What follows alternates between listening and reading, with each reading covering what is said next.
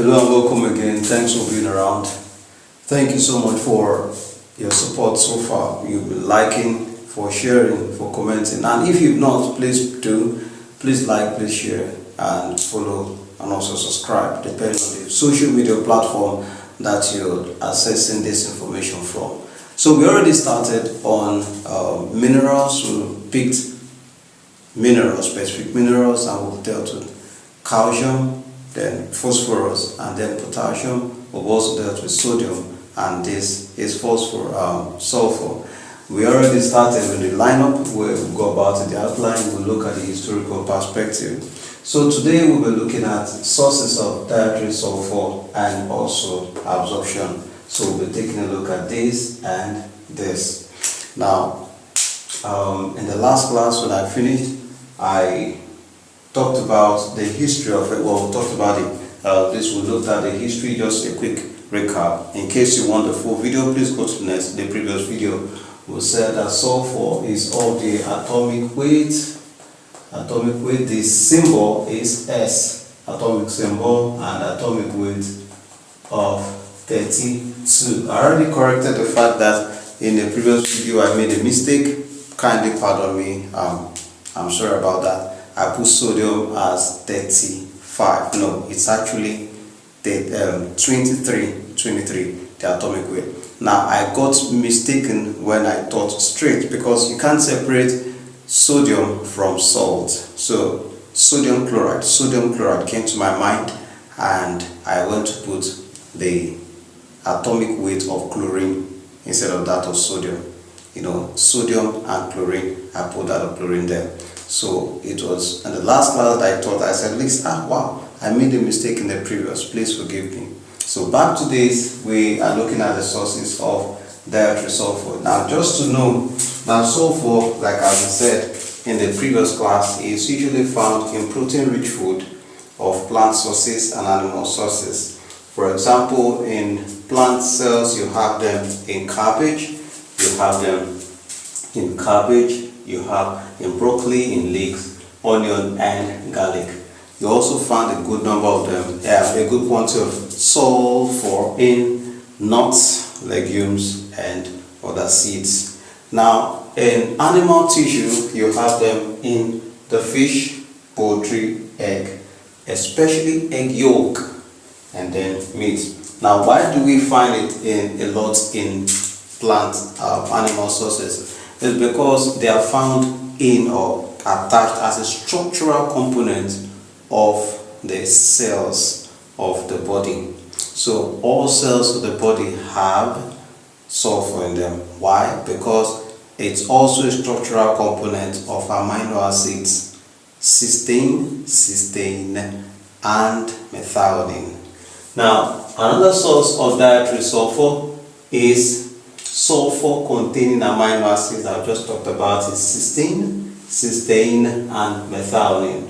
And usually they are found in high protein food. And sometimes you may have synthetic ones. For example, in the compounding of feed for chicken, you have to incorporate, in feed formulation, you have synthetic or artificial methionine and lysine incorporated in the feed at certain level, very small, less than 10% usually.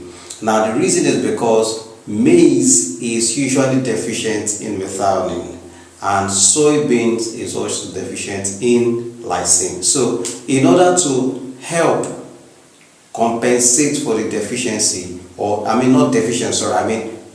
quantity, not enough quantity of methionine, not enough quantity of lysine, we incorporate into the feed synthetic or artificial methionine and artificial lysine.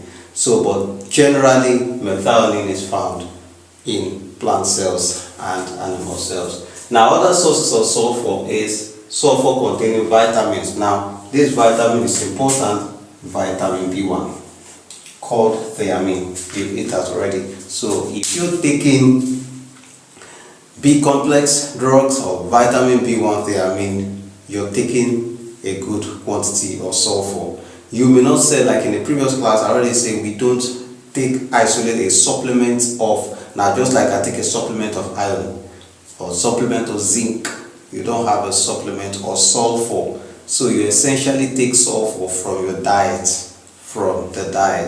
So from the diet you also have biotin, which is vitamin B7. So if you're taking a B complex drug or B complex supplement, you're already taking sulfur as part of it, because you're also taking other elements. Now when we come to absorption of sulfur, like other minerals, sulfur is essentially absorbed in the small intestine. Now absorption of sulfur is not direct, but through sulfur containing amino acids. Amino acids, we talked about them, like cysteine, and methionine. And also the gut microbe. Gut means the alimentary canal, that is the inside the bowels. You have the small intestine, the large intestine, you have the stomach, the alimentary canal, the gut, starting from the mouth. Particularly the microbes are concentrated at the end. If it's for ruminants, you have them at the rumen. You have them, but for non-ruminant, that is for monogastric, you have them towards the end of the large intestine. So microbes are able to synthesize for us while in the process of breaking down fibrous plant materials. So the process of breaking down fibrous plant materials, when I mean fibrous, I mean plant materials that have lignin or lignified lignin and cellulose, in the process of breaking them down, because they may not be broken down by digestive enzymes. So we'll see in the process sulfur being released in the process. So by this we see the sources of sulfur in summary from plant cells and also from animal cells, and sulfur containing amino acids and from vitamins. Absorption takes place in the small intestine, and absorption is usually not isolated, but in sulfur containing amino acids. We'll see that gut microbes can also synthesize sulfur in the process of breaking down plant materials that have been eaten. Now, thank you so much for staying tuned. If you like this knowledge, please give it a thumbs up, also share, and also like, and do something, also follow. Thank you so much for your encouragement. Let's see you in the next class. Bye.